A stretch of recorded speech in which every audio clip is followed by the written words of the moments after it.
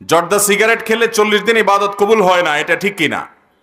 জর্দা সিগারেট খেলে 40 দিন ইবাদত কবুল হয় না, এভাবে হাদিসে আসে নাই। হাদিসে যেটি বর্ণিত হয়েছে সেটি হলো, যদি কেউ কোনো মাদক সেবন করে এরপরে সে নেশাগ্রস্ত হয়, 40 দিন তার ইবাদত কবুল হয় না, সালাত কবুল হয় না।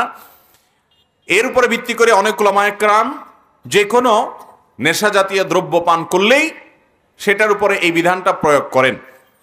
তবে হাদিসের ভাষ্য অনুপাতে বোঝা যায় যে মাদক দ্রব্য সেবন করবে সেটা যে প্রকারেরই হোক না কেন, এবং এর ফলে সে মাদক আসক্ত হয়ে যায় এবং সে নেশাগ্রস্ত হয়ে যায়, মাতাল হয়ে যায়, মাতলামি করে, তার জন্য এই ভয়াবহ শাস্তির কথা বলা হয়েছে।